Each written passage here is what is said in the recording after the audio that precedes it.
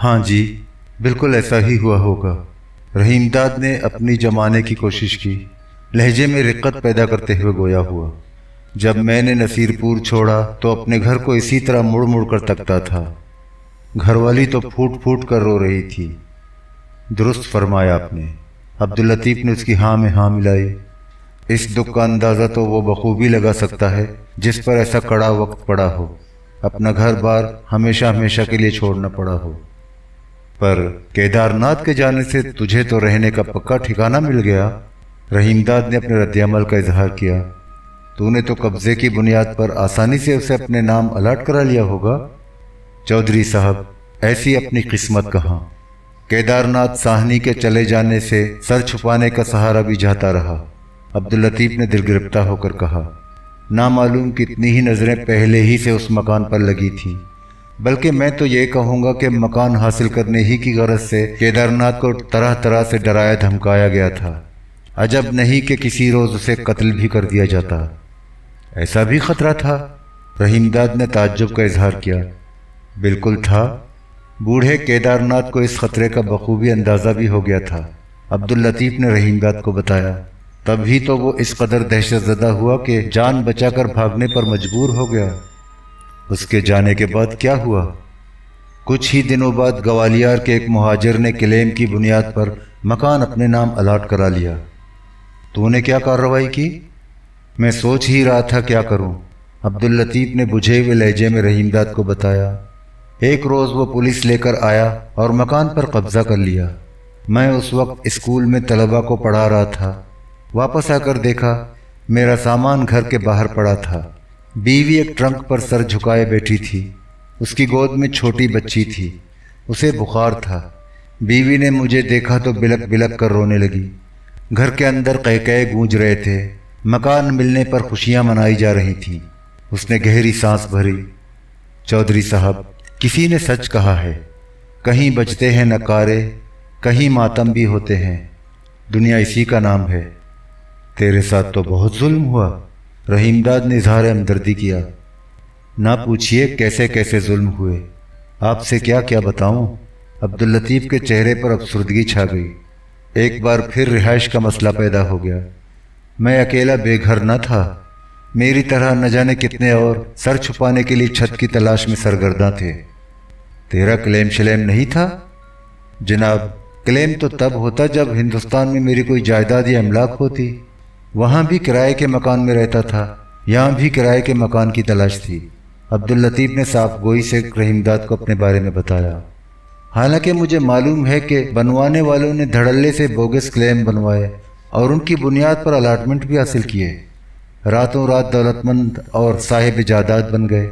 मगर मेरे पास न रिश्वत देने के लिए रकम थी, न वसाइल थे, न आला हुक्म तक रसाई थी, और सच पूछिए तो न मुझ में जालसाजी की हिम्मत ही थी। वो बातों की धुन में एक बार फिर बहक गया, मगर फ़ौरन ही उसे अपनी गलती का एहसास हुआ। मेहरबान अली की ज़बानी वो रहीमदाद के बारे में सुन चुका था कि वो मुहाजिर है और अपने बहुत बड़े क्लेम की बुनियाद पर मतरूका जायदाद अलाट करा चुका है, बहुत बड़ा ज़मींदार बन चुका है। उसने झट तलाफ़ी की, माजरत करने के अंदाज में कहा। मगर इसके साथ ये भी हकीकत है कि बहुत से ऐसे मुहाजिर हैं जो हिंदुस्तान में लाखों की जायदाद छोड़ कर आए, मगर उनका इतना बड़ा क्लेम मंजूर न हुआ, और मतरूका जायदाद में से अलाटमेंट के ज़रिए कुछ मिला भी तो हज़ारों तरह की मुश्किलात बर्दाश्त करने के बाद। बात यह है चौधरी साहब, चंद बुरे और बददियानत अफराद की मुजरिमाना हरकतों के बायस सारे ही मुहाजिर बदनाम हुए। एक गंदी मछली सारे ही तालाब को गंदा करती है। अब्दुल लतीफ खुद अब अपनी तरदीद कर रहा था। रहीमदाद ने उसकी बातों को नज़रअंदाज करते हुए पूछा, बाद में तो कहीं न कहीं रहने को ठिकाना मिल गया होगा? किराए का मकान बहुत तलाश किया लेकिन कहीं मिला नहीं। अब्दुल लतीफ ने बताया। बहुत अरसे तक ये आलम रहा कि चंद हफ्ते किसी एक मिलने वाले के साथ ठहर जाता, चंद महीने किसी दूसरे के साथ। कोई मुस्तकिल ठौर ठिकाना ना था। सामान उठाए इधर उधर फिरता था, जहाँ मौका मिलता पड़ाव डाल देता। आखिर मरघट में जगह मिली, वहीं रहने लगा। मरघट में? रहीमदाद ने हैरत से आंखें फाड़कर अब्दुल लतीफ को देखा, जिसके चेहरे पर उदासी छाई हुई थी। वहाँ तो हिंदू अपने मुर्दे जलाते हैं। मगर अब तो न हिंदू रहे थे न उनके मुर्दे और अर्थियाँ। उनको जलाने वहाँ कौन आता? अब्दुल लतीफ़ ने बेनियाजी से कहा। मरघट बहुत पुराना था और एक मुद्दत से बिल्कुल वीरान था। मुर्दों का क्रियाक्रम करने वाले, लकड़ियों पर अर्थी रखकर चिता बनाने वाले, उस पर तेल या घी या आग लगाने वाले और ऐसे ही दूसरे काम करने वाले सारे ही हिंदू फसादात के बाद हिंदुस्तान चले गए थे। सिर्फ एक हिंदू मरघट की देखभाल के लिए ठहरा रहा, फिर वो भी अपने बाल बच्चों को लेकर चला गया। बल्कि सुनने में तो ये भी आया कि उसको भी कत्ल कर दिया गया था। मुझे सही तौर पर इल्म नहीं कि उसका क्या हश्र हुआ। मैंने तो जब मरघट देखा तो वहाँ किसी इंसान का नाम और निशान तक न था। कैसी जगह थी? रहीमदाद ने दरियाफ्त किया। अब्दुल लतीफ़ जब पहली बार गया तो मरघट पर हू का आलम तारी था। शीशम और नीम के दरख्तों के झुंड के आसपास कई कच्चे मकानात थे। एक मकान किसी कदर बड़ा था, उसमें 2 कमरे थे, एक कोठरी थी, खाना पकाने के लिए छोटी सी रसोई भी थी। सहन में मिट्टी के टूटे हुए बर्तन बिखरे हुए थे। एक तरफ 2 बोसीदा चारपाइयाँ पड़ी थी। करीब ही एक गोशे में फटे पुराने कपड़ों का ढेर था। सहन में घास और जंगली पौधे कसरत से थे। कमरे में मकड़ियों के जगह जगह जाले थे। दूसरे घरों का हाल भी वैसा ही था। खाली और उजड़े हुए मकानात से कुछ फासले पर एक समाधि थी, मगर वो पुख्ता ईंटों की बनी थी। समाधि में गीदड़ों ने गहरे गहरे भट्ट बना रखे थे। समाधि से मुत्तसिल 2 कोठरियाँ थीं, जिनमें मुर्दों को नजर आतिश करने के लिए कभी तेल और घी के कनस्तर रखे जाते थे। अब उनमें चंद टूटे फूटे जंगालूद टीन के डब्बे और कनस्तर इधर उधर बेतरतीबी से पड़े थे। कोठरियों के आगे छप्पर था। छप्पर के सामने एक तरफ लकड़ियों का ढेर था। एक ऊंची जगह लकड़ियां तोलने के लिए तराजू लटक रही थी, जिसका एक पलड़ा टूट फूट कर खत्म हो चुका था। मरघट में दाखिल होते ही सबसे पहले पीपल का एक घना दरख्त मिलता था। उसके नीचे चबूतरा था। अर्थियां क्रियाक्रम से पहले उसी चबूतरे पर लाकर रखी जाती थीं। चबूतरे के साथ हैंडपंप था, जिसका हैंडल जंगालूद हो चुका था। मरघट मील सवा मील के रकबे में फैला हुआ था। जगह जगह राख की मिटी मिटी ढेरियां थीं, जिनके कोयले और जली हुई लकड़ियों के टुकड़े बिखरे हुए थे। उनके साथ साथ मुर्दों की हड्डियां भी नजर आती थीं। हर तरफ खाक उड़ती थी और वीरानी बरसती थी। अब्दुल लतीफ़ ने मरघट के बारे में रहीमदाद को तफसीलात बताने से गुरेज किया। सिर्फ इस कदर बताने पर इक्तफा किया, चौधरी साहब, ना पूछिए कैसी जगह थी, बिल्कुल उजाड़ और वीरान, ऐसे ही जैसे दीगर वीरान मरघट होते हैं। ये तो बता, तू उधर पहुंचा कैसे? रहीमदाद ने दिलचस्पी का इजहार किया। मेरे साथ स्कूल में एक टीचर था, उसका नाम जब्बार खान था। वो भी मेरी ही तरह बेघर था। उसी ने उस जगह का सुराग निकाला। अब्दुल लतीफ़ ने मुत्तला किया। वही मुझे मरघट ले गया। वो पहले भी कई बार वहाँ जा चुका था और घूम फिर कर अच्छी तरह जायज़ा भी ले चुका था। मरघट के बारे में हर तरह की वाकिफियत भी रखता था। तू ऐसी वीरान जगह रहने को तैयार कैसे हो गया? मजबूरी जो थी, अब्दुल लतीफ़ ने मुस्कुरा कर किसी कदर बेतकल्लुफ़ी से जवाब दिया। अकेला तो शायद मैं रहने पर तैयार न होता, मगर जब्बार खान ने हिम्मत बंधाई तो मैं रजामंद हो गया। करता भी क्या, रहने के लिए कोई ठिकाना न था। जिसके घर में अर्जी क़याम था, वो सामान उठाकर बाहर फेंकने की धमकी देता था। आखिर हम दोनों ने एक रोज़ अपना अपना सामान उठाया और बीवी बच्चों के साथ मरघट में रहने के लिए पहुंच गए। बड़ा मकान उसने मुझे रहने के लिए दे दिया, इसलिए कि उसका छोटा कुंबा था। उसका सिर्फ एक बच्चा था और मेरे 3 थे। मरघट तो बहुत डरावनी जगह होती है, तुझे उधर डर और खौफ नहीं लगा? रहीमदाद ने मुस्कुराकर क़यास आराई की। ज़रूर लगा होगा। अब्दुल लतीफ़ मरघट पर रहने के लिए पहुंचा तो इतवार का दिन था। स्कूल में छुट्टी थी। उसने बीवी के साथ मिलकर कमरों से मकड़ियों के जाले हटाए, मिट्टी के बर्तनों के टुकड़े और फटे पुराने कपड़े उठाकर घर से दूर फेंके, सहन को घास और जंगली पौधों से साफ किया, कमरों की सफाई की और रात का खाना खाकर बिस्तर पर लेट गया। दिन भर घर की सफाई करने के बाद इस कदर थक गया था कि फौरन ही गहरी नींद सो गया। जाड़े की रात थी। अब्दुल लतीफ़ बीवी बच्चों के साथ एक ही कमरे में सो रहा था। अचानक उसकी आंख खुल गई। ऐसा महसूस हुआ कि बाहर सहन में कोई चल रहा है। कदमों की दबी दबी आहट उभर रही थी। कमरे में गोश्त के जलने की बू फैली थी। वो उठकर बिस्तर पर बैठ गया। دیکھا بیوی پہلے ہی بیدار ہو چکی ہے۔ وہ خوفزدہ اور سہمی ہوئی نظر آ رہی تھی۔ عبداللطیف کھنکارتا ہوا بستر سے نیچے اترا، لالٹین کی لو اونچی کی، اسے ہاتھ میں لٹکایا، جی کڑا کیا اور دھڑکتے دل سے دروازہ کھولا۔ بیوی بھی اٹھ کر اس کے پاس پہنچ گئی۔ وہ دہلیز پر دم بخود کھڑی رہی۔ عبداللطیف نے لالٹین اٹھا کر ادھر ادھر دیکھا، کوئی نظر نہ آیا۔ ہر طرف کوہر کا ہلکا ہلکا دھندلکا پھیلا تھا۔ اس نے جبار خان کو آواز دی، وہ بھی جاگ رہا تھا۔ ایک ہاتھ میں لالٹین اور دوسرے میں ڈنڈا سنبھالے فوراً گھر سے باہر نکلا اور سردی سے کپ کپاتا ہوا عبداللطیف کے پاس پہنچ گیا۔ دونوں دیر تک بیٹھے باتیں کرتے رہے، خوف اور سراسیمگی کا احساس زائل کرنے کے لیے ہنستے رہے، قہقہے لگاتے رہے، بھوت پریت کے وجود کو واہمہ قرار دے کر ایک دوسرے کو تسلی دینے کی کوشش کرتے رہے۔ جبار خان چلا گیا مگر عبداللطیف آدھی رات تک جاگتا رہا۔ بیوی بھی جاگتی رہی، ذرا بھی آہٹ ہوتی چونک کر دروازے کی جانب دیکھتی۔ پہلی رات سخت بے چینی میں کٹی، دوسری رات آئی، تیسری آئی۔ جاڑے کی یہ راتیں خوف کے عالم میں گزرتی رہیں۔ بار بار آنکھ کھل جاتی، کبھی رات کے پرہول سناٹے میں رونے اور سسکیاں بھرنے کی آوازیں ابھرتیں، کبھی تیز تیز قدموں سے دوڑنے کی۔ ہوا تیز ہوتی تو ایسا محسوس ہوتا جیسے پیپل کے پیڑ پر بیٹا کوئی کھلکھلا کر ہنس رہا ہے، قہقہے لگا رہا ہے۔ سب سے زیادہ خوف و ہراس گیدڑ پھیلاتے۔ سر شام بھی ان کے غول مرگھٹ میں منڈلانے لگتے، ایسی ہولناک آوازیں نکالتے تھے کہ بچے نیند سے بیدار ہو جاتے اور ڈر کر زور زور سے رونے لگتے۔ ملنے جلنے والوں سے اپنی اس پریشانی کا ذکر کیا تو طرح طرح کی باتیں سننے میں آئیں۔ کسی نے چڑیل کا ذکر کیا، کسی نے پچھل پیری کا واقعہ سنایا، کسی نے سرکٹے کے بارے میں بتایا کہ اس کا دھڑ نہیں ہوتا، صرف گردن ہوتی ہے اور وہ نرخرے سے ایسی خوفناک آواز نکالتا ہے کہ سننے والا ڈر کر بے ہوش ہو جاتا ہے۔ کسی نے اگیا بیتال کا قصہ چھیڑ دیا کہ وہ چھلاوا ہوتا ہے، مرگھٹ ہی اس کا مسکن ہوتا ہے، آگ کی مانند دہکتا ہے، کبھی یہاں کبھی وہاں، ایک جگہ نہیں ٹکتا۔ ان باتوں کو سن کر خوف اور سوا ہوا۔ عبداللطیف اور جبار خان عام طور پر سورج غروب ہونے سے پہلے ہی گھروں کو واپس پہنچ جاتے تھے۔ کسی وجہ سے کبھی دیر ہو جاتی تو واپسی پر کئی بار ایسا محسوس ہوا کہ مرگھٹ کے اندھیرے میں اچانک شعلہ بھڑکا، آن کی آن میں قریب آیا اور دور جا کر غائب ہو گیا، مگر پلک جھپکتے ہی پھر نمودار ہوتا۔ مان اگیا بیتال کا خیال آتا اور خوف سے دل دہل جاتا، قدم ڈگمگا جاتے۔ کہنے والے کہتے تھے کہ یہ مردوں کی ہڈیوں سے خارج ہونے والے ایک کیمیائی عنصر فاسفورس ہوتا ہے جو آگ کی طرح دہکتا ہوا نظر آتا ہے اور پھر فضا میں تحلیل ہو جاتا ہے۔ ڈر اور خوف سے پریشان ہو کر عبداللطیف نے کئی بار مرگھٹ چھوڑنے کا ارادہ کیا، مگر کہیں سر چھپانے کا ٹھکانہ نہ ملا۔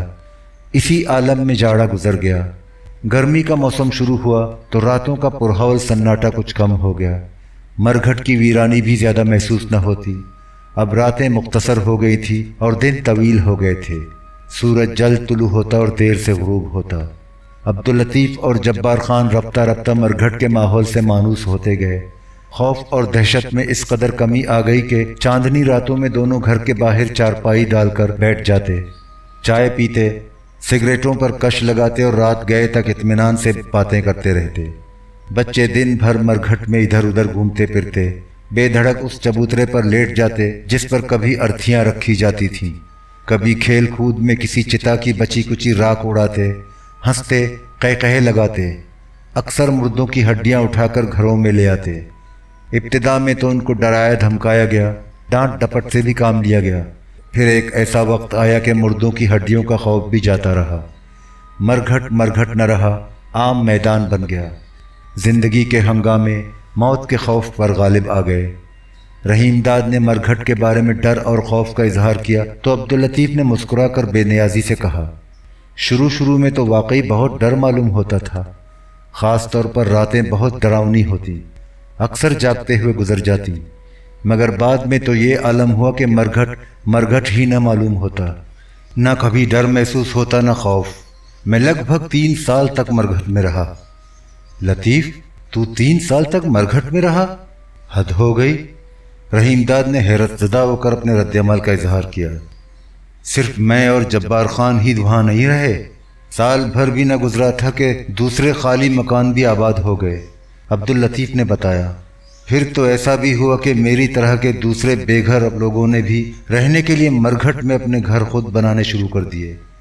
بعض نے اینٹوں کی پختہ دیواریں کھڑی کی اور ان پر چھپر یا ٹین کے سائبان ڈال کر رہنے لگے۔ کسی نے روک ٹوک تو نہیں کی؟ رحیم داد نے پوچھا۔ روک ٹوک کون کرتا؟ مرگھٹ کی زمین تھی، نہ کوئی مالک تھا، نہ کوئی دعوے دار، نہ کرایہ، نہ کسی قسم کا ٹیکس۔ عبداللطیف نے رحیم داد کو مطلع کیا۔ ہر شخص اپنے مکان کو ذاتی ملکیت سمجھتا تھا۔ میں بہت خوش تھا، دل ہی دل میں کہتا چلو زندگی میں اپنا بھی ایک عدد مکان ہو گیا۔ تھا تو شہر سے دور، لیکن اطمینان اور سکون حاصل تھا، مزے سے گزر بسر ہو رہی تھی۔ تو نے وہ مکان بعد میں فروخت کر دیا یا کرائے پر چڑھا دیا؟ نہ میں نے اسے فروخت کیا، نہ ہی کسی کو کرائے پر دیا۔ عبداللطیف کے چہرے پر ایک بار پھر دکھ کے سائے پھیل گئے۔ جب اجاڑ اور ڈراونے مرگھٹ پر اچھی خاصی آبادی ہو گئی، ویرانی کے بجائے زندگی کی چہل پہل اور رونق نظر آنے لگی، تو ہوشیار پور کے ایک مہاجر وکیل نے ہوشیاری دکھائی۔ مہاجرین کی آبادکاری کے نام پر ایک کوآپریٹو ہاؤسنگ سوسائٹی قائم کی، ایک ریٹائرڈ سیشن جج کو اس کا سرپرست بنا دیا، سوسائٹی کو باقاعدہ رجسٹر کرایا اور سرکاری افسروں اور اہلکاروں کے ساتھ ساز باز کر کے اور تگڑی رشوت دے کر مرگھٹ کی زمین سوسائٹی کے نام پر الاٹ کرا لی۔ مرگھٹ کو الاٹ کرا لیا؟ یہ کیسے ہو گیا؟ رحیم داد نے تعجب سے عبداللطیف کو دیکھا۔ اس کا علم تو ان سرکاری افسروں کو ہوگا جنہوں نے الاٹمنٹ کا حکم جاری کیا۔ عبداللطیف کے لہجے میں تلخی پیدا ہو گئی۔ کس قانون اور کس ضابطے کے تحت ایسا کیا گیا یہ مجھے نہیں معلوم، جاننے کی کوشش بھی نہ کی، پر جب الاٹمنٹ کا حکم دیا ہوگا تو تجھے بھی پتہ چل گیا ہوگا۔ تمام کارروائی اس قدر رازداری سے کی گئی کہ کسی کو کانوں کان خبر نہ ہوئی۔ عبداللطیف نے رحیم داد کو بتایا۔ پتہ اس وقت چلا جب وکیل نے عدالت سے سب کی بے دخلی کے احکامات حاصل کیے اور ایک روز پولیس کی بھاری جمعیت کے ساتھ پہنچا۔ تمام مکانات پولیس کی مدد سے خالی کرائے، ان کو کدالوں اور بیلچوں سے توڑ پھوڑ کر مسمار کر دیا گیا۔ پر وکیل کو اس سے کیا ملا؟ رحیم داد اب تک بات کی تہہ تک نہ پہنچ سکا تھا۔ اس نے مرگھٹ کی زمین کو 2-2 اور 4-4 مرلے کے چھوٹے بڑے پلاٹوں میں تقسیم کیا۔ ان میں سے بیشتر کو سوسائٹی کے فرضی ممبروں کے نام الاٹ کرا کے فروخت کر دیا۔ اس طرح اس نے لاکھوں روپے پیدا کر لیے۔ لگتا ہے وکیل بہت اونچا کاریگر تھا، رحیم داد نے مسکرا کر تبصرہ کیا۔ عبداللطیف نے اس کی بات نظر انداز کرتے ہوئے کہا، جب تک میں رہا اسے خاموش کالونی کہا جاتا تھا، بعد میں اس کا کیا نام رکھا گیا یہ مجھے نہیں معلوم۔ میں ایسا دل برداشتہ ہوا کہ شیخو پورہ ہی چھوڑ دیا، لاہور آ گیا، تب سے یہیں ہوں۔ اس نے اپنی بات ختم ہی کی تھی کہ ایک ملازم کمرے میں داخل ہوا۔ رحیم داد کو یہ پیغام پہنچایا کہ احسان شاہ نے اسے بلایا ہے۔ رحیم داد اٹھ کر کھڑا ہو گیا۔ عبداللطیف بھی کھڑا ہو گیا۔ رحیم داد نے اسے مخاطب کیا، لطیف تو کل آ جانا، میں آج شاہ جی سے بھی تیرے بارے میں مشورہ کر لوں گا۔ رحیم داد آگے بڑھا۔ عبداللطیف سر جھکائے اس کے پیچھے پیچھے چلا۔ احسان علی شاہ ڈرائنگ روم میں بیٹھا تھا۔ رحیم داد اس کے پاس پہنچا۔ احسان علی شاہ نے مسکرا کر پوچھا، چودھری تو کمرے میں بیٹھا کس کے ساتھ باتیں کر رہا تھا؟ عبداللطیف تھا۔ رحیم داد نے قریب کے صوفے پر بیٹھتے ہوئے جواب دیا۔ کون عبداللطیف؟ احسان شاہ نے حیرت کا اظہار کیا۔ وہی جسے مہربان علی لایا تھا، رحیم داد نے بتایا۔ تو نے کہا تھا انگریزی پڑھنے کے لیے ماسٹر لگا لے، وہ اسی لیے آیا تھا۔ احسان شاہ نے آہستہ آہستہ گردن ہلائی۔ مہربان سے تو میں نے ہی کہا تھا، وہ تیرے لیے ماسٹر لے آیا؟ میں نے تو اسے دیکھا بھی نہیں، تجھے کیسا لگا؟ مجھے تو ٹھیک ٹھاک بندہ لگتا ہے، بی اے تک پڑھا ہے، کہتا تھا امتحان دیا تھا پر بی اے پاس نہیں کر سکا۔ پر تجھے پڑھانے کے لیے تو اتنی تعلیم کافی ہے، پہلے بھی اسکول میں پڑھاتا رہا ہے۔ رحیم داد نے احسان شاہ کا اندیا لینا چاہا۔ تیری رائے ہو تو اسے لگا لو۔ پڑھنا تجھے ہے یا میں نے؟ احسان شاہ نے ہنس کر کہا، تجھے ٹھیک ٹھاک معلوم ہوتا ہے تو لگا لے، اپنے ساتھ لے جا۔ میں نے اسے کل بلایا ہے، رحیم داد نے مطلع کیا۔ پتہ نہیں وہ کوٹلہ ہرکشن جانے کو تیار بھی ہوگا کہ نہیں، اس کے بال بچے ادھر ہی ہوتے ہیں۔ مہربان نے اسے یہ بات پہلے ہی بتا دی ہوگی، آگے اس کی مرضی ہے۔ تو اس سے پوچھ لینا۔ پوچھ لوں گا، رحیم داد نے موضوع بدلتے ہوئے کہا۔ یہ بتا، تو نے مجھے کس لیے بلایا ہے؟ میں کل صبح پشاور جا رہا ہوں۔ کب تک واپسی ہوگی؟ رحیم داد نے دریافت کیا۔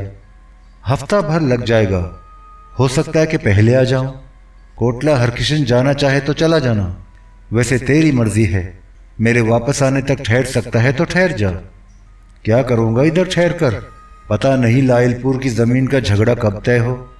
تو نے مجھے اسی لیے روکا تھا؟ رحیم داد نے تجسس کا اظہار کیا۔ یہ بتا، لائل پور کی زمین کا کیا بنا؟ اس کے فیصلے میں تو دیر لگے گی۔ ویسے میری کوشش تو یہی ہے کہ جلد ہی کام بن جائے۔ جھگڑا عدالت میں نہ جاتا تو بہت پہلے زمین اپنے پاس آ جاتی۔ احسان شاہ نے رحیم داد کو صورتحال سے آگاہ کیا۔ تو کوٹلہ ہرکشن ہی میں ٹھہرنا، ضرورت ہوگی تو تجھے بلا لوں گا۔ میں کل نہیں تو پرسوں یہاں سے چلا جاؤں گا۔ ویسے بھی مجھے اب اپنے پنڈ میں ہونا چاہیے۔ وہاں سے آئے ہوئے 1.5 مہینے سے بھی کچھ اوپر ہی ہو گیا۔ دوپہر کے کھانے کا وقت ہو گیا تھا، دونوں اٹھ کر کھانے کے کمرے میں چلے گئے۔ دوسرے روز صبح ہی احسان شاہ پشاور کے لیے روانہ ہو گیا۔ 9:30 بجے عبداللطیف آ گیا۔ رحیم داد اس کا انتظار ہی کر رہا تھا۔ اس نے غور کیا کہ عبداللطیف بہت تھکا ہوا نظر آ رہا تھا۔ اس کی بش شرٹ پسینے سے بھیگی ہوئی تھی، پیشانی پر بھی پسینے کے قطرے بکھرے ہوئے تھے۔ اس روز گرمی بھی زیادہ تھی، آسمان پر بادل چھائے تھے مگر ہوا بند تھی۔ حبس اس قدر تھا کہ دم گھٹتا ہوا محسوس ہوتا تھا۔ عبداللطیف، تو رہتا کہاں ہے؟ رحیم داد نے اس کی خستہ حالت دیکھ کر قیاس آرائی کی۔ لگتا ہے کہیں دور ہی رہتا ہے، یہاں سے کم و بیش 5 میل کا فاصلہ ہوگا۔ تب تو بہت دور سے چل کر آ رہا ہے، رحیم داد نے نرم لہجے میں کہا۔ کرائے کا مکان لے رکھا ہوگا؟ نہیں چودھری صاحب، عبداللطیف نے بتایا، اتنی آمدنی ہی نہیں کہ مکان کا کرایہ ادا کر سکوں، لہذا تلاش ہی نہیں کیا۔ پر کہیں نہ کہیں تو رہتا ہی ہوگا۔ میں نے تو آپ سے بتایا تھا کہ شام کو ایک صاحب کے بچوں کو پڑھاتا ہوں۔ عبداللطیف نے رحیم داد کو کسی قدر تفصیل سے اپنی رہائش کے بارے میں بتایا۔ وہ آگرے کا مہاجر ہے، انارکلی میں ان کی جوتوں کی دکان ہے۔ آگرہ میں بھی یہی کاروبار کرتے تھے۔ سنا ہے وہاں بہت بڑا کاروبار تھا، مکان بھی اپنا ذاتی تھا۔ یہاں ان کو جو کوٹھی الاٹ ہوئی ہے اس میں گیراج بھی ہے، مگر گیراج میں رکھنے کے لیے کار نہیں ہے۔ میں اسی گیراج میں بیوی بچوں کے ساتھ رہتا ہوں۔ اس میں تو بہت تکلیف ہوتی ہوگی؟ رحیم داد نے اظہار ہمدردی کیا۔ ہوتی تو ہے، لیکن یہی کیا کم ہے کہ سر چھپانے کو ٹھکانہ تو ہے۔ اس کے لہجے میں دفعتاً افسردگی پیدا ہو گئی۔ شاید اسے بھی جلد ہی خالی کرنا پڑے۔ سنا ہے اسے جوتوں کا گودام بنانے کا منصوبہ زیر غور ہے۔ صرف سنا ہی سنا ہے، کسی نے اس سلسلے میں مجھ سے بات نہیں کی۔ فکر نہ کر، اب تجھے زیادہ دنوں پریشانی نہیں اٹھانی پڑے گی، رحیم داد نے مسکرا کر کہا۔ تو میرے ساتھ کوٹلہ ہرکشن چل، بال بچوں کو بھی ساتھ لے لے، ادھر ٹھہرنے کو بہت جگہ ہے۔ ویسے مہربان علی نے تجھے بتا ہی دیا ہوگا تجھے کوٹلہ ہرکشن جانا ہوگا۔ انہوں نے مجھے صرف اتنا ہی بتایا تھا۔ عبداللطیف کے مرجھائے ہوئے چہرے پر تازگی ابھرنے لگی۔ دوسری تفصیلات کے بارے میں فیصلہ آپ کریں گے۔ فیصلہ تو میں نے کر لیا ہے، رحیم داد نے عبداللطیف کو بتایا۔ تجھے 60 روپے مہینہ تنخواہ ملے گی، رہنے کو مکان اور فصل پر غلہ بھی ملے گا۔ اپنے پاس بہت مویشی ہیں، دودھ اور مکھن بھی ملے گا۔ جان بن جائے گی تیری۔ ذرا اپنی حالت تو دیکھ، بدن پر ذرا بھی گوشت نہیں، ہڈیوں کا پنجر نظر آتا ہے۔ آپ کب تک کوٹلہ ہرکشن جانے کا ارادہ رکھتے ہیں؟ مجھے تو کل جانا ہے، رحیم داد نے کہا۔ اگر تجھے میری نوکری کرنی منظور ہے تو کل میرے ساتھ چلنے کو تیار ہو جا۔ مگر میں اتنی جلدی کیسے چل سکتا ہوں؟ عبداللطیف نے اپنی مشکل بیان کی۔ میرے ساتھ بیوی بچے بھی تو ہیں۔ ایسا کر، تو کل میرے ساتھ کوٹلہ ہرکشن چل، وہاں ٹھہر کر 2-4 روز میں دیکھ لے، سمجھ لے، آگے جیسی تیری مرضی۔ بال بچوں کو بعد میں ادھر لے آنا۔ آپ کی تجویز نہایت مناسب ہے، عبداللطیف نے اتفاق رائے کیا۔ رحیم داد نے جیب سے 50 روپے نکال کر عبداللطیف کو دیے۔ لے، یہ رکھ لے، جو کتابیں شروع میں پڑھانی ہیں ان کو خرید لینا، کاپیاں شاپیاں بھی خرید لینا۔ जो रुपए बच जाएं अपने पास रख लेना। तुझे घर का काम चलाने के लिए घरवाली को भी तो कुछ देकर जाना होगा। जी हाँ, मुझे सबसे ज्यादा यही फिक्र थी। अब्दुल लतीफ के लहजे से इत्मीनान झलक रहा था। कल आप किस वक्त यहाँ से रवाना होंगे? सुबह नाश्ता करके चलने का इरादा है। तब तक तू पहुंच जाएगा ना? मैं सुबह ठीक 8 बजे पहुंच जाऊंगा। वो उठकर खड़ा हो गया। इजाजत हो तो मैं अब चला जाऊं? बिल्कुल चला जा, कल मैं तेरा इंतजार करूंगा, रहीमदाद ने मुस्कुरा कर कहा। अब्दुल लतीफ ने सलाम किया और बाहर चला गया। सुबह 8 बजने से चंद मिनट पहले ही अब्दुल लतीफ पहुंच गया। उसके एक हाथ में बोसीदा अटैची केस था जिसमें चंद कपड़े और ज़रूरी साजो सामान था।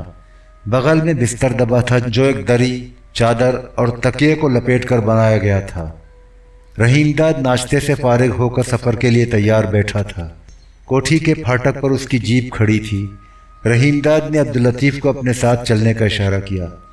कोठी से बाहर आया और अब्दुल लतीफ के हमरा उसमें बैठ गया। जीप आगे बढ़ी और पुख्ता सड़क पर दौड़ने लगी। बारिश रुकी हुई थी। रास्ते में भी बारिश से साफ करना पड़ा, मगर जब कोटला हरकिशन में पहुंचे तो छमाछम बारिश हो रही थी। इत्तला मिलते ही नादिर खान हवेली के फाटक पर पहुंच गया। रहीमदाद को अदब से सलाम किया, मिजाज पूछा, हाल अहवाल मालूम किया।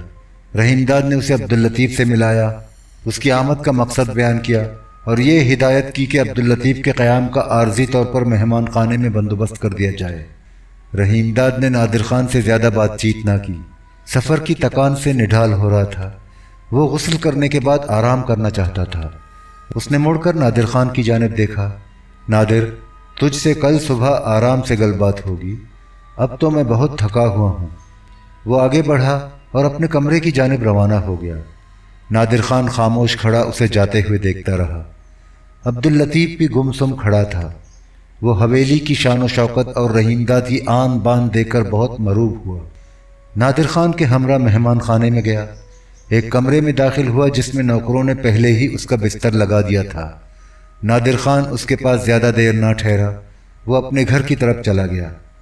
नाश्ता करने के बाद रहीमदाद सुबह 8 बजे के लगभग ऊपर की मंजिल से उतरकर नीचे आया। बड़े कमरे में पहुंचा और एक सोफे पर इत्मीनान से बैठ गया। उसने नादिर खान को तलब किया और खामोश बैठा उसका इंतज़ार करता रहा। थोड़ी ही देर बाद नादिर खान पहुंच गया। उसकी बीवी जन्नत भी उसके हमराह थी। वो बन संवर कर आई थी और दुपट्टे के आंचल से हल्का सा घूंघट निकालकर अपने शौहर के पहलू में सिमटी सिमटाई खड़ी थी। गोद में अपने शीरखार बेटे को उठाए हुए थी। रहीमदाद ने उसे देखा तो चौंक पड़ा। मान उसे अपना पहलूटी का बेटा करीमदाद याद आ गया। बचपन में वो हू बहू ऐसा ही था, मगर करीमदाद उर्फ करीमा अब इस दुनिया में नहीं रहा था। वो अपनी माँ नूरा के साथ आग में जलकर हलाक हो गया था। उसकी याद के साथ ही उसका दिल बुझ कर रह गया। जन्नत शर्माती लजाती आगे बढ़ी और अपने बच्चे को रहीमदाद की तरफ बढ़ाया। रहीमदाद ने उसे अपने हाथों में लेकर संभाला, सर पर शफकत से हाथ फेरा, गाल को प्यार से थपथपाया और जेब से 10 रुपए का नोट निकालकर उसके हाथ में दे दिया। नादिर खान बहुत खुश नजर आ रहा था। 4 बेटियों के बाद ये उसका इकलौता बेटा था। जन्नत का चेहरा भी मसरत से सुर्ख पड़ गया था। बच्चे ने माँ की तरफ देखा, रोने के लिए मुंह बिगाड़ा। रहीमदाद ने उसे वापस जन्नत की गोद में दे दिया। वो सर झुकाए मुस्कुराती हुई चली गई। दरवाजे पर पहुंचकर ठिठकी, मुड़कर रहीमदाद को देखा। दोनों की नजरें मिली।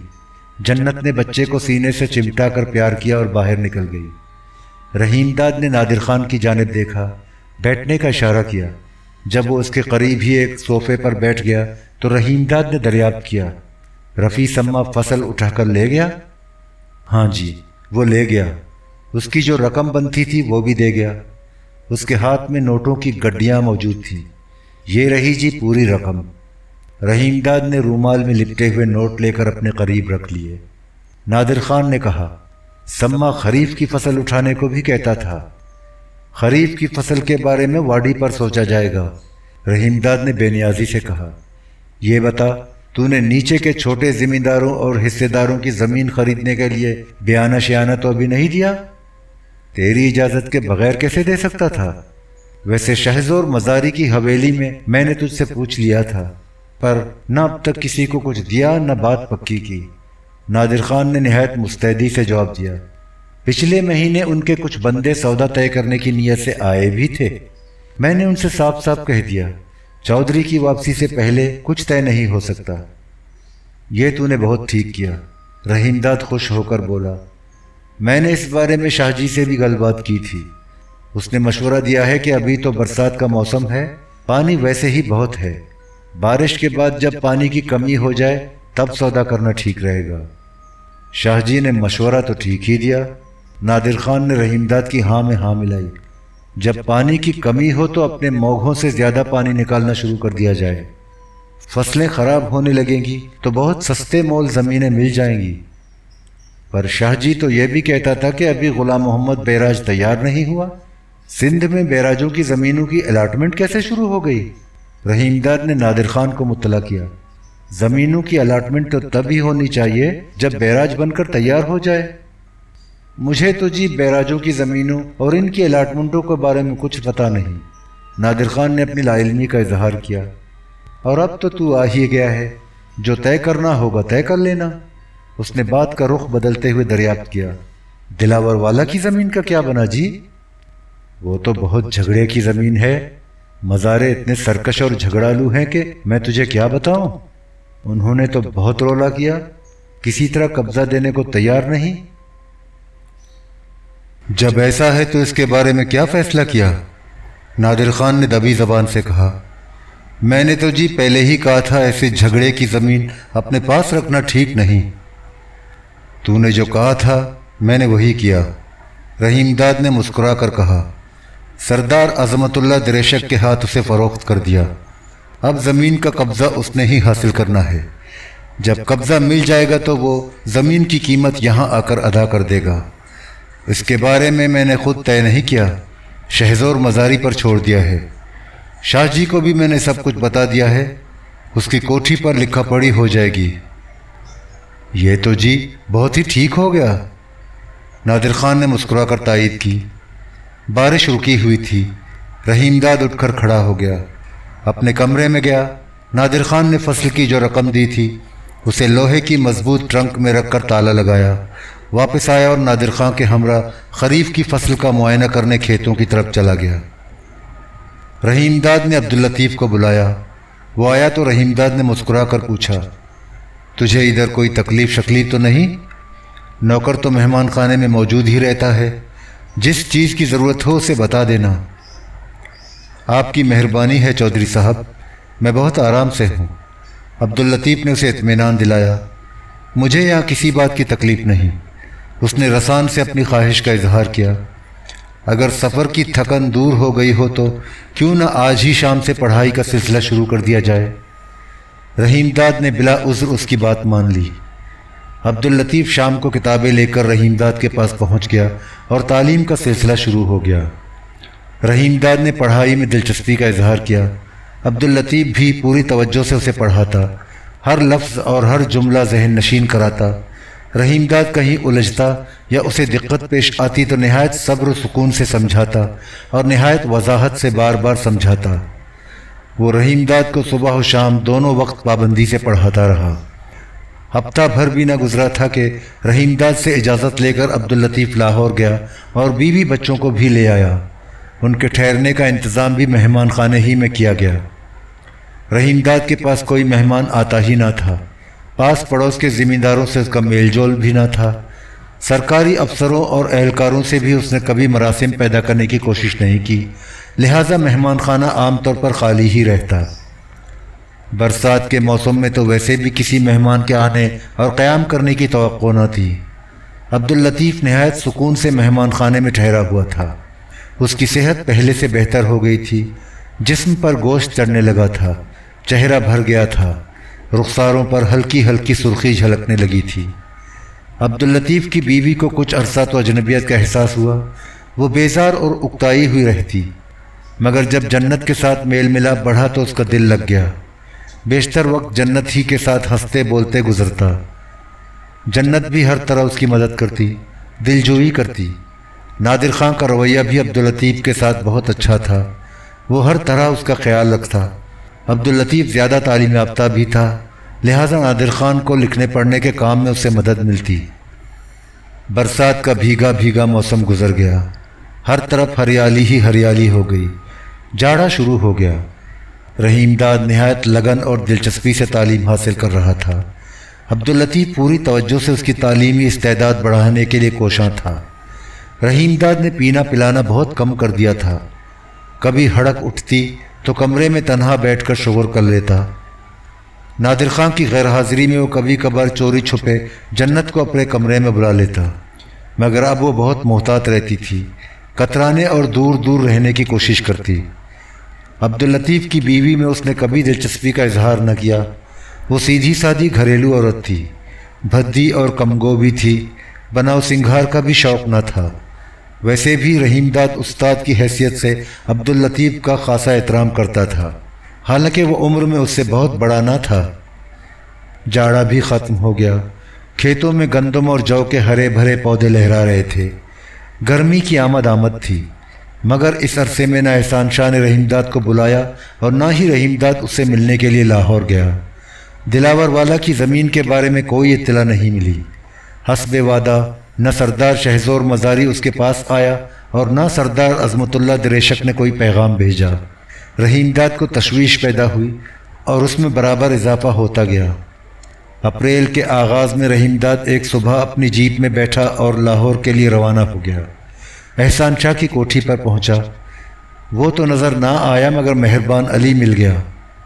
رحیم داد کو دیکھتے ہی مسکرا کر بولا، میں تو تیرے پنڈ کی طرف آنے کا ارادہ کر رہا تھا، تو آ گیا، یہ ٹھیک ہوا۔ چودھری، لائل پور کی زمین کا تصفیہ ہو گیا ہے، قبضہ بھی مل گیا۔ یہ خوشخبری سننے کے بعد رحیم داد سارا گلا شکوہ بھول گیا، اس کا چہرہ مسرت سے دمکنے لگا۔ پوچھا، شاہ جی کدھر ہے؟ وہ کل ہی کراچی گیا ہے، مہربان علی نے مطلع کیا۔ مجھے کہہ گیا تھا کہ تجھے لائل پور کی زمین کے بارے میں خوشخبری سنا دوں۔ شاہ جی کراچی کیوں گیا ہے؟ جہاں تک مجھے پتا ہے وہ اپنی کمپنی جوائنٹ اسٹاک ایکسچینج میں رجسٹر کرا چکا ہے، مہربان علی نے بتایا۔ ٹیکسٹائل مل لگانے کا پرمٹ اور مشینری امپورٹ کرنے کا لائسنس نکلوانے گیا ہے، بینک سے قرضہ بھی لینا ہے۔ وہ کھل کر مسکرایا، تجھے تو مجھ سے زیادہ پتہ ہونا چاہیے، تجھے تو کمپنی کا ڈائریکٹر لگایا گیا ہے، میں نے تو ساری ہی دستاویزات دیکھی ہیں۔ شاہ جی نے مجھے بتایا تو تھا، آگے کا مجھے پتہ نہیں، رحیم داد نے صاف گوئی سے بتایا۔ شاہ جی کب تک لوٹے گا؟ اس دفعہ تو جی اس کا لمبا ہی پروگرام ہے، پتہ نہیں کب واپس آئے، بتا کر بھی نہیں گیا۔ سردار شہزور مزاری یا سردار عظمت اللہ دریشک تو پچھلے دنوں ادھر نہیں آئے؟ رحیم داد نے دریافت کیا، اس کے لہجے سے بے چینی آشکارا تھی۔ میرے سامنے تو جی دونوں میں سے کوئی نہیں آیا، مہربان علی نے لا علمی کا اظہار کیا۔ شاہ جی نے بھی ان کے بارے میں کچھ نہیں بتایا؟ رحیم داد نے مزید پوچھ گچھ نہیں کی، اسے جو کچھ معلوم کرنا تھا معلوم کر چکا تھا۔ اس نے احسان شاہ کی کوٹھی پر ایک روز قیام کیا، دوسرے روز وہ واپس جانے لگا تو مہربان علی موجود تھا۔ رحیم داد اپنی جیپ میں جا کر بیٹھا تو مہربان علی نے کہا، چودھری مجھے بھی جانا ہے، کوٹھی کے نامکمل حصے کی تعمیر کے لیے اینٹوں کا بندوبست کرنا ہے، ادھر اینٹوں کے بھٹے ہیں، مجھے وہیں جانا ہے، تو مجھے ادھر چھوڑ دینا۔ ضرور چھوڑ دوں گا، رحیم داد نے مسکرا کر مہربان علی سے پچھلی نشست پر بیٹھنے کا اشارہ کیا۔ ڈرائیور کو ہدایت کی، عابد جیپ فیروز پور روڈ کی طرف لے چل، مہربان کو ادھر پہنچانا ہے۔ مہربان علی پچھلی نشست پر بیٹھ گیا، جیپ تیزی سے سڑک پر دوڑنے لگی، فیروز پور روڈ پہنچی۔ مہربان علی اینٹوں کے ایک بھٹے کے سامنے اتر گیا، جیپ آگے بڑھی، میل بھر سے بھی کم راستہ طے کیا ہوگا کہ ڈرائیور نے اسے روک کر ایک سائے دار درخت کے نیچے کھڑا کر دیا۔ ڈرائیور کو ریڈیٹر میں پانی ڈالنا تھا، وہ ٹین کا خالی ڈبہ ہاتھ میں دبا کر ایک طرف چلا گیا۔ رحیم داد بھی نیچے اترا اور جیپ کے قریب ہی کھڑا ہو گیا۔ سڑک کے دونوں طرف جگہ جگہ اینٹوں کے بھٹے تھے، ان کی چمنیوں سے گاڑھا گاڑھا سیاہ دھواں اٹھ کر فضا میں تحلیل ہو رہا تھا۔ رحیم داد نظریں اٹھائے اس سمت دکھ رہا تھا جدھر ڈرائیور گیا تھا۔ وے چودھری، तू इधर कैसे? अचानक अक्ल से आवाज उभरी। रहीमदाद ने फौरन पलट कर देखा। शादा उसके सामने खड़ी थी। वो हैरत से आंखें फाड़े उसे देख रही थी। रहीमदाद बहुत सिटपिटाया, घबराहट में कुछ कह न सका, लेकिन शादा ने मुस्कुरा कर पूछा, चौधरी, तूने मुझे पहचान लिया ना? रहीमदाद ने गहरे सब्ज शीशों का चश्मा आंखों पर दुरुस्त करते हुए हैरानी का इजहार किया। तू शादा तो नहीं है? हाँ जी, मैं शादा ही हूं। वो चहक कर बोली, पिछले साल तू मुझे पतोकी पर नजर आया था। मैंने बार बार हाँक लगाई, तुझे बहुत रोका, पर तू न रोका, गड्डी में सवार होकर चला गया। उस रोज तो लाली भी मेरे साथ था। कौन लाली? रहीमदाद ने अनजान बनने की कोशिश की। तू लाली को नहीं जानता? शादा के लहजे में इस्तेजाब था। पर तूने उसे कहाँ देखा होगा? उसे अपनी गलती का एहसास हुआ। हाँ, ये तो याद होगा, मैं तुझे कासम बेला में मिली थी। उन दिनों तू गर्देजियों के साथ ठहरा हुआ था। लाली तब मुल्तान जेल में होता था। कासम बेला जेल से ज्यादा दूर नहीं। मैं उसी के लिए उधर थी, तुझे बताया भी था। कुछ याद तो पड़ता है। रहीमदाद ने बेनियाजी का मुजाहिरा किया। तूने कासम बेला क्यों छोड़ दिया? मैं अपने बच्चों के पास चली गई थी। तेरे बच्चे भी हैं? रहीमदाद ने मुस्कुराकर दरियाफ्त किया। घर वाला भी था, शादा ने बताया। रहीमदाद ने कुरेद कर पूछा, अब वो कहाँ है? अपने पिंड में होता है, बच्चे भी उसी के साथ ही हैं। शादा ने अटकते हुए कहा, अब वो मेरा घर वाला नहीं रहा। मैंने पिछले दिनों उससे तलाक ले ली। उसने दूसरा ब्याह भी कर लिया है। तब तो लाली से तूने भी ब्याह कर लिया होगा? रहीमदाद ने मुस्कुराकर उसे छेड़ा। नहीं, वो नजरें झुकाकर आहिस्ता आहिस्ता गर्दन हिलाने लगी। पर अब कर लूंगी। लाली अब किधर होता है? रहीमदाद ने धड़कते दिल से पूछा। वो अब जेल से छूट चुका है। शादा ने रहीमदाद को मुत्तला किया। तब मैं पतोकी में अपने मामा के पास होती थी। लाली को पता था। जेल से निकलते ही सीधा मेरे पास पहुंचा। लाली ने कोई काम धंधा भी शुरू किया या अभी तक? रहीमदाद ने मुस्कुराकर अपना जुमला अधूरा छोड़ दिया। नहीं जी, ऐसी कोई गल बात नहीं। शादा फौरन उसका इशारा समझ गई। उसने सफाई पेश की। लाली पहले एक कारखाने में लग गया था, पर वहां छांटी हुई तो उसकी नौकरी भी जाती रही।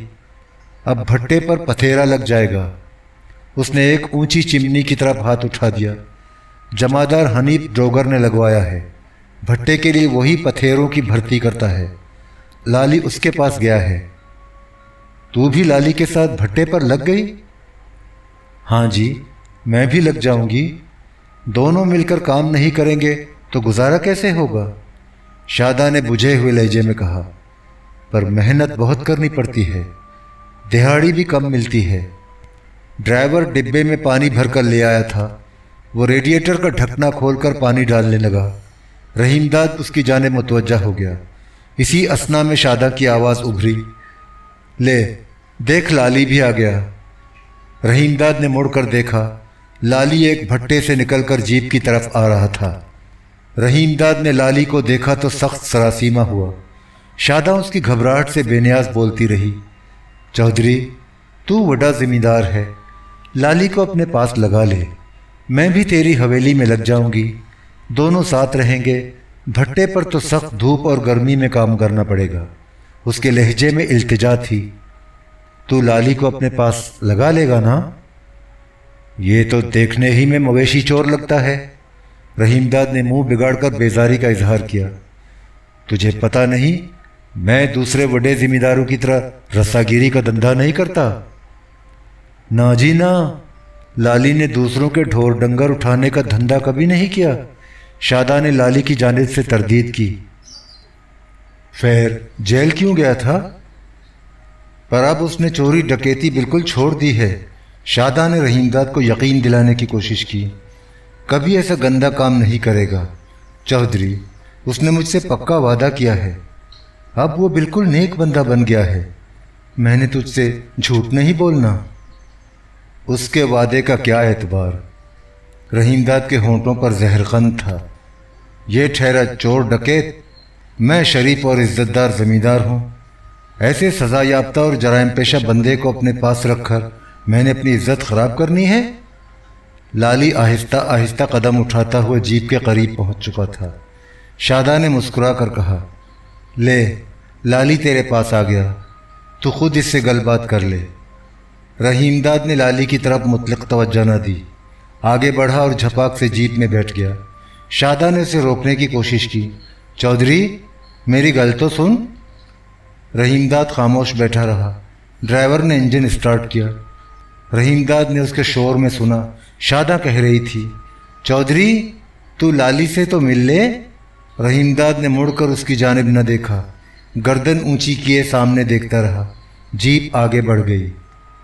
لالی نے شاداں سے پوچھا، یہ کون تھا؟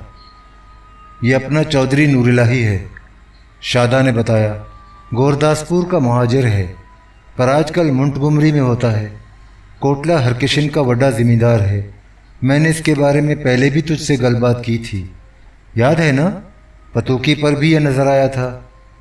لالی نے حیرت سے آنکھیں پھاڑ کر کہا، یہ چودھری نور الہی ہے؟ وہ گردن اٹھا کر جیپ کی طرف دیکھنے لگا۔ جیپ فراٹے بھرتی سڑک پر دوڑ رہی تھی اور دیکھتے ہی دیکھتے دور نکل گئی۔ شاداں اور لالی سڑک کے کنارے کھڑے کھوئی کھوئی نظروں سے رحیم داد کی جیپ دیکھ رہے تھے، جو گرد و غبار کے بگولے اڑاتی رفتہ رفتہ نظروں سے اوجھل ہوتی جا رہی تھی۔ تیموں کے ایک بھٹے پر لالی اور شاداں مٹی کے گارے سے کچی اینٹیں تیار کر رہے تھے۔ لالی صرف دھوتی باندھے ہوئے تھا، جس پر جگہ جگہ داغ دبے تھے۔ چلچلاتی دھوپ کی تپش سے بچنے کے لیے سر پر پگڑی تھی۔ پگڑی بھی دھوتی کی طرح بوسیدہ اور میلی کچیلی تھی اور بے ترتیبی سے بندھی ہوئی تھی۔ اس کے بدن کی رنگت سیاہ پڑ گئی تھی، ہاتھوں اور گردن کی رگیں ابھری ہوئی تھیں۔ لالی کے قریب ہی شاداں اینٹیں تیار کرنے میں مصروف تھی۔ اس کے لمبے لمبے بال بکھرے ہوئے تھے، دھوپ اور گرد سے مٹیالے پڑ گئے تھے۔ بالوں کی بے ترتیب لٹیں ہوا کے جھونکوں سے اڑ اڑ کر چہرے پر آ جاتی، جن کو وہ مٹی سے بھرے ہوئے ہاتھوں سے بار بار ہٹا کر سر کے پیچھے لے جانے کی کوشش کرتی۔ اس کا چہرہ سورج کی تیز کرنوں سے جھلس کر تانبے کی طرح دہک رہا تھا۔ آنکھوں میں ہلکی ہلکی سرخی تھی اور ہونٹ خشک پڑ گئے تھے۔ دونوں کے جسم پسینے سے شرابور تھے۔ وہ رک رک کر پیشانی پر بکھرے ہوئے پسینے کے قطرے کو پہنچتے، ہاتھوں کو پھرتی سے چلاتے، لوہے کے سانچوں میں گارا بھر بھر کر اینٹیں تیار کرتے، ان پر بھٹے کے ٹریڈ مارک کا نشان ڈالتے، کھسکتے، پہلو بدلتے اور آگے بڑھ جاتے۔ ان کو نہ گرمی کی شدت کا احساس تھا نہ بھوک پیاس کا۔ وہ زیادہ سے زیادہ اینٹیں تیار کرنے کی دھن میں مگن تھے۔ سورج چڑھ کر آسمان کے بیچوں بیچ پہنچ گیا تھا۔ آسمان غبار آلود تھا، زمین سے گرمی کے بھبکے اٹھتے تھے، لو کے گرم گرم جھکڑ چلتے تھے، دھوپ کی تمازت سے جسم پگھلتے تھے۔ دوپہر کا وقت تھا، گرمی اپنے شباب پر تھی۔ پختہ اینٹوں سے بنی ہوئی گول چمنی سے دھواں اٹھ رہا تھا۔ فیروز پور روڈ کے کئی میل کے علاقے میں جگہ جگہ بھٹیوں کی اونچی اونچی چمنیاں تھیں جو دور دور سے نظر آتی تھیں۔ کچھ چمنیاں پختہ تھیں، کچھ لوہے کی معمولی چادروں کی بنی ہوئی تھیں۔ یہ چمنیاں دھواں اگل رہی تھیں جو رفتہ رفتہ فضا میں پھیلتا جا رہا تھا۔ چمنیوں کے دامن میں وسیع میدان تھے جن میں بڑے بڑے گڑھے تھے۔ ان گڑھوں سے پتھیرے زمین کھود کر مٹی نکالتے، مٹی میں ضرورت کے مطابق پانی ملاتے، پھاوڑے اور ہاتھوں کی مدد سے اسے آٹے کی طرح گوندھ کر گارا تیار کرتے، گارے کو سانچوں میں بھر کر اینٹیں تیار کرتے۔ پتھیروں میں کڑیل جوان، بوڑھے، بچے اور عورتیں سبھی شامل تھے۔ پورے کے پورے کنبے اور خاندان تھے۔ دوسری ذات برادریوں کے علاوہ ان میں شیخ، مصلی اور عیسائی زیادہ بڑی تعداد میں تھے۔ بیشتر بہاولپور کے رہنے والے تھے جن کو ریاستی کہا جاتا تھا۔ یہ خاندانوں کی صورت میں کام کرتے۔ یہ پتھیرے نہ صرف پنجاب کے دور دراز علاقوں کے بھٹوں پر اینٹیں تیار کرتے بلکہ بلوچستان بھی جاتے، جہاں کوئٹہ کا وہ مشہور بھٹا ہے جس کے بارے میں کہا جاتا ہے کہ پاکستان میں اینٹیں تیار کرنے کا سب سے بڑا بھٹا ہے۔ گرمی بڑھتی جا رہی تھی مگر پتھیروں کے سدھے ہوئے ہاتھ مشینوں کی طرح تیزی سے حرکت کر رہے تھے۔ ان کے سامنے ہموار زمین تھی جس پر دور تک ریت بچھی تھی۔ دوپہر کی دھوپ میں ریت چاندی کے تاروں کی طرح جھلملا رہی تھی۔ اینٹیں سانچوں سے نکل نکل کر ریت کے اس چمکتے دمکتے فرش پر قطاروں میں پھیلتی جا رہی تھیں۔ یہ کچی اینٹیں تھیں۔ اینٹیں دھوپ میں سوکھ کر سخت ہو جاتی تو چٹے بنا کر ان کی گنتی کی جاتی۔ گنتی کے بعد چٹوں پر گیلا چونا اس طرح چھڑک دیا جاتا کہ گنتی میں دوبارہ شامل کرانے کے لیے کوئی پتھیرا ہیرا پھیری نہ کر سکے۔ کمہار ان اینٹوں کو چٹوں سے نکال نکال کر گدھوں پر لادتے یا ریڑوں کے ذریعے بھٹوں تک پہنچاتے۔ بھرائی کرنے والے مزدور ان کو اٹھا اٹھا کر بھٹوں کے اندر اس مہارت سے چن دیتے کہ آگ تمام اینٹوں کو ایک ساتھ پکا کر سرخ کر دے۔ جب کچی اینٹیں چن جاتی تو جلائی کام کرنے والے آگے بڑھتے اور لکڑیاں اور کوئلے سلگا کر آگ روشن کر دیتے۔ سرخ سرخ انگارے دہکتے، شعلے بلند ہوتے اور بھٹوں کی چمنیاں گاڑھا گاڑھا سیاہ دھواں اگلنے لگتی۔ ہر بھٹے کی چمنی کے عین نیچے پختہ چبوترا تھا جس پر ریت اور نرم مٹی بچھی تھی۔ اس چبوترے کو پتھیروں کی اصطلاح میں توا کہا جاتا ہے۔ توا رفتہ رفتہ سرخ پڑ جاتا اور اس پر چنی ہوئی کچی اینٹیں دہکتے انگاروں کی تیز آنچ سے تپ کر ٹھوس اور پختہ بن جاتی۔ پھر وہ مرحلہ آتا جب آگ بجھ جاتی، توا کچھ ٹھنڈا ہو جاتا، اینٹوں کی تپش کم ہو جاتی، تب بھٹوں سے اینٹیں نکالنے والوں کا کام شروع ہوتا۔ ان کے پیروں میں لکڑی کی کھڑاویں ہوتی اور انگلیوں پر کپڑے کی پٹیاں لپٹی ہوتی تاکہ پیر اور انگلیاں اینٹوں اور توے کی تمازت سے جھلس نہ جائیں۔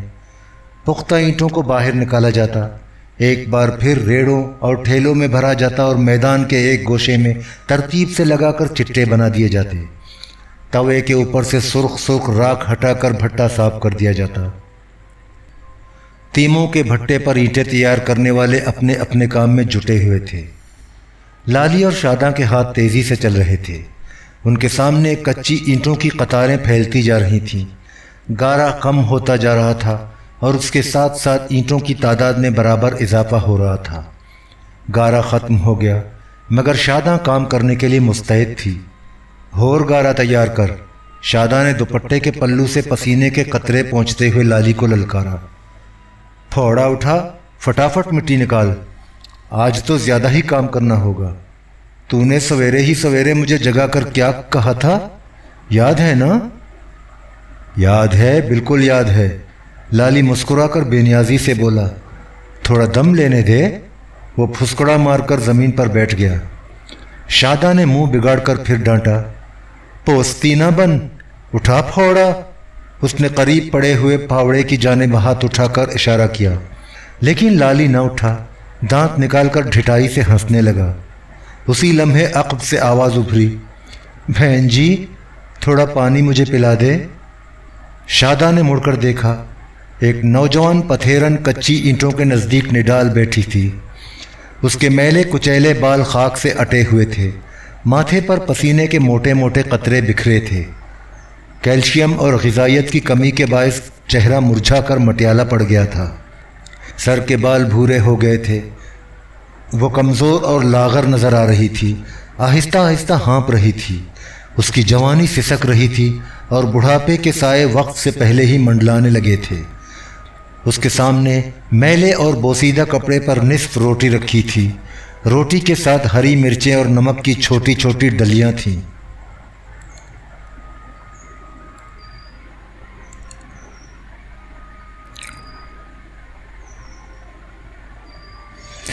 شاداں اسے دیکھ کر پریشان ہو گئی، فوراً اٹھی اور شیشم کے اس درخت کی جانب بڑھی جس کے نیچے پانی سے بھرا ہوا مٹکا رکھا تھا۔ وہ مٹکے کے پاس پہنچی، مٹی کے پیالے میں پانی بھرا اور اسے سنبھالے ہوئے اس عورت کے قریب گئی، پیالہ اس کے ہاتھ میں دے دیا۔ وہ پیالہ ہونٹوں سے لگا کر بے صبری سے گھٹا گھٹ پانی پینے لگی۔ وہ پانی پی چکی تو شاداں نے پوچھا، اور پانی چاہیے؟ اس نے انکار میں گردن ہلائی۔ پیالہ قریب ہی رکھ لیا، اس میں ابھی پانی موجود تھا۔ اس نے روٹی کا ٹکڑا توڑ کر لقمہ بنایا، منہ میں رکھا، مرچ اٹھا کر دانتوں سے کتری اور نمک کی ایک ڈلی روٹی میں ڈال کر چبانے لگی۔ شاداں نے پوچھا، تیرا نام مریم ہے؟ ہاں، اس نے لقمہ چباتے ہوئے مختصر جواب دیا۔ شاداں نے اسے غور سے دیکھا۔ कल दिन ढले शादां जब लाली के साथ ईंटें तैयार करने में मसरूफ़ थी तो यकायक पथेरों, कुम्हारों, भराई और जलाई करने वाले मजदूरों की मिली जुली आवाज़ों के शोर में नस्वानी चीखें बुलंद हुईं। शादां झट उस तरफ मुतवज्जा हुई। देखा एक नौजवान औरत कच्ची ईंटों की कतारों के पास ज़मीन पर पड़ी बेकरारी से पहलू बदल रही है। उसके हलक से घुटी घुटी चीखें निकल रही थीं। देखते देखते पथेरों में से चंद औरतें उठीं, झपाक से करीब पहुंचीं, सरों पर से चादरें उतारी और उसके चारों तरफ चादरों का पर्दा तान कर खड़ी हो गईं। शादां भी घबरा कर वहां पहुंच गई थी। दरियाफ्त करने पर मालूम हुआ कि एक पथेरन ने बच्चा जना है। बच्चा चादरों के हिसार के अंदर ट्याऊं ट्याऊं कर रहा था। इसी असना में एक बूढ़ी औरत पथेरों की झोंपड़ियों की जानिब से नमदार हुई, नज़दीक पहुंची। उसके हाथ में छुरी थी। उसे संभाले हुए वो चादरों के पीछे गई, छुरी से नाल काटी, बच्चे को अलहदा किया। ज़रा ही देर बाद जच्चा उठकर खड़ी हो गई। लाल लाल गोश्त का लोथड़ा नवजायदा बच्चा उसके हाथों में कुलबुला रहा था। जच्चा एक औरत के सहारे आहिस्ता आहिस्ता चलती हुई एक झोंपड़े में दाखिल हो गई। ये जच्चा मरियम थी और शादां के सामने बैठी हरी मिर्च और नमक के साथ रोटी खा रही थी। दूसरे पथेरों और भट्टे पर काम करने वाले मजदूरों के साथ ही सुबह काम पर आ गई थी और अब गारे से कच्ची ईंटें तैयार कर रही थी। चिलचिलाती धूप से उसका जिस्म पिघल रहा था। वो पसीने से शराबोर थी। शादां ने हैरत से पूछा, तूने कल ही बच्चा जना है और आज काम पर भी आ गई? लगता है तूने भट्टे पर नया नया काम शुरू किया है। मरियम के होठों पर फीकी फीकी मुस्कुराहट फैल गई। इधर रहेगी तो पता चल जाएगा कि क्या क्या होता है, क्या क्या करना पड़ता है। पर तुझे कुछ रोज आराम तो करना ही चाहिए। शादां ने हमदर्दी का इजहार किया। ऐसे तो बीमार पड़ जाएगी। देख तो कितनी कमजोर लग रही है। जाकर आराम कर, कल आना। आराम करने लगे तो गुजारा कैसे हो? वो गहरी सांस भरकर बोली। वैसे ही खाली पेट रहना पड़ता है। आराम की सोचने लगे तो भूख और नंग से मर जाएं। उसके होंठों पर जहरखंद नमूदार हुआ। इधर रहेगी तो तुझे भी ऐसा ही करना होगा। आराम शाराम भूल जा। मरियम ने रोटी ख़त्म की, मिट्टी का प्याला उठाया और होंठों से लगाकर पानी पीने लगी। मैं तो कभी ऐसा नहीं करूँगी, शादां ने तीखे लहजे में कहा। तेरी बात दूसरी है, पर हमने तो सब कुछ करना होता है। मरियम की आवाज़ में दर्द की कसक थी। जितना ज़्यादा काम करें उतना ही कम होता है। तुझे इतना ज़्यादा काम क्यों करना पड़ता है? शादां के लहजे में तजस्सुस था। वो ऐसा है जी, मगर वो अपनी बात पूरी न कर सकी। करीब से मर्दाना आवाज़ उभरी। मरियम, तूने काम नहीं करना, बातें ही करती रहेगी। शादां ने गर्दन को खम देकर देखा। एक पथेरा तीखी नज़रों से मरियम को घूर रहा था। शादां ने मरियम से पूछा, ये तेरा घराला है? हाँ, मरियम आहिस्ता से बोली। उसने मिट्टी का प्याला उठाया और संभल संभल कर कदम उठाती हुई पानी के मटके की जानिब बढ़ी। करीब पहुंची, प्याला पानी से भरा और होंठों से लगाकर खाली कर दिया। प्याला मटके पर रखा और वापस आ गई। लाली गारा बनाने के लिए अब मिट्टी खोद रहा था। मरियम अपनी जगह बैठकर ईंटें बनाने लगी। उसने शादां की जानिब कोई तवज्जो ना दी। सर झुकाए मुस्तैदी से सांचों में गारा भरती रही। शादां उठकर लाली के पास चली गई और खुदी हुई मिट्टी में पानी मिलाकर गारा तैयार करने लगी। मरियम के शौहर ने डपट कर कहा, मरियम तेज हाथ चला। चला तो रही हूँ, मरियम ने शिकवा करने के अंदाज में कहा। इनायत, मुझे तंग ना कर। तुझे पता है मेरी तबीयत ठीक नहीं। मुझे पता है, सब पता है। इनायत मसीह ने नज़रें उठाकर बीवी की तरफ ना देखा। उसके हाथ तेजी से चलते रहे। सांचों में गारा भर भर कर ईंटें बनाते रहे। वो बुड़बुड़ाने के अंदाज में रुक रुक कर बोलता रहा, पर मुझे ये भी पता है कि शाम को छिट्टा बटेगा। मुझे भी पता है, तभी तो सवेरे ही सवेरे काम पर आ गई। मरियम के लहजे में हनूज गिला शिकवा था। निक्के को सिर्फ एक बार दूध पिलाने गई थी। बार बार उसके रोने की आवाज़ सुनती हूँ, पर काम छोड़कर उसके पास नहीं गई। वो अपने नौजायदा बच्चे के बारे में बता रही थी। भूख से रो रहा है, शोर मचा रहा है। तूने शीमा को भी उधर निक्के के पास छोड़ रखा है। इनायत मसीह ने मरियम को याद दिलाया, उसका काम भी तो हमने ही करना होगा। शीमा को उधर ना छोड़ती तो निक्का अकेला रह जाता। किसी को तो उसके पास रहना ही चाहिए। मरियम ने सफाई पेश की। वैसे 4 साल की शीमा कितना काम कर सकती है? ये जो सारे ज़रा ज़रा से निक्के और निक्कियां हैं, इनको देख रही है? इनायत ने हाथ उठाकर लहराया और उन कमसिन और नौउम्र बच्चों और बच्चियों की जानिब इशारा किया जो औरतों और मर्दों के साथ साथ तरह तरह के काम कर रहे थे। ये खेल तमाशा तो नहीं कर रहे, काम ही तो कर रहे हैं ना। तू चाहता है शीमा को भी इधर काम पर लगा लेती, निक्के को उधर अकेला छोड़ देती ताकि रोते रोते उसका मरण हो जाए। मरियम ने झुंझलाकर इनायत की जानिब देखा। यही चाहता है ना? मैं तो ये जानता हूं, काम कम हुआ तो न तुझे खाने को मिलेगा न निक्के को। इनायत मसीह के सिदे हुए हाथ तेजी से चलते रहे। उसके हाथ और गर्दन की रगें उभरी हुई थीं, गाल पिचके हुए थे, आंखें छोटी छोटी थीं और अंदर धसी हुई थीं। बदन पर गोश्त इस कदर कम था कि जगह जगह से हड्डियां उभरी हुई थीं। वो मुसलसल काम करता रहा और बोलता रहा, आगे की सोच मरियम, आगे की। सोचते सोचते मेरा तो मगज फिर गया। वो बेजारी से बोली, तुझे पता है हमारी दिहाड़ी तो पेशगी में कट जाती है। ज्यादा काम नहीं करेगी तो हफ्ता कैसे गुजरेगा? उसका लहजा तल्ख हो गया। मुंशी मेरा या तेरा चाचा या मामा तो है नहीं, जरा भी रियायत नहीं करेगा, एक एक पैसा काट लेगा। इनायत मसीह जिन अंदेशों और वसवसों से सहमा हुआ था, काम खत्म होने के बाद खुलकर सामने आ गए। वही हुआ जो उसने मरियम से कहा था।